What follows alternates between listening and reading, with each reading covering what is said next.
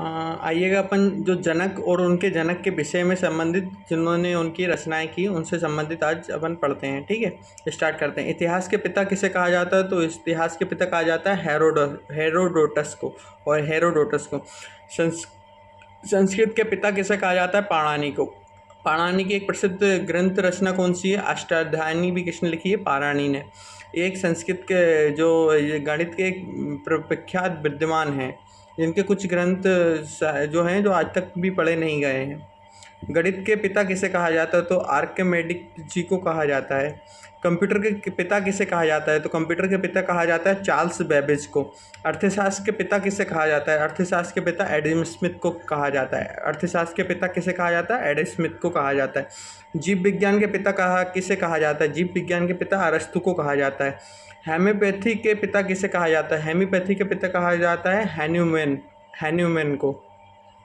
Mobile के पिता किसे कहा जाता है? तो मैटन कपूर को कहा जाता है। और भूगोल के पिता किसे कहा जाता है? भूगोल के पिता अरस्तु को कहा जाता है। ज्योतिष में के पिता किसे कहा जाता है? तो न्यूक्लियाइड को कहा जाता है। न्यूक्लियाइड को कहा जाता है। और क्षेत्रमिति के पिता किसे कहा जाता है? क्षेत्रमिति के पिता कहा जाता है लियोनाइड डेसी को। सांख्यिकी के पिता किसे कहा जाता है? तो रोनाल्डो फिंसर को कहा जाता है सांख्यिकी के पिता। इंग्लिश ग्रामर के पिता किसे कहा जाता है? तो इंग्लिश ग्रामर के पिता कहा जाता है लीडर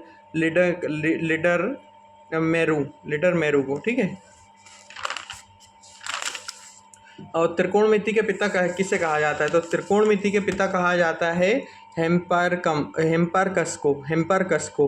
हिंदी साहित्य के पिता किसे कहा जाता है? तो हिंदी साहित्य के पिता कहा जाता है भारतेंदु हरिश्चंद्र को। परमाणु विज्ञान के पिता किसे कहा जाता है? तो मैरी क्यूरी और पियर को परमाणु विज्ञान के पिता कहा जाता है। रसायन विज्ञान के पिता किसे कहा जाता है? रसायन विज्ञान के पिता कहा जाता है लेबनिज पियो।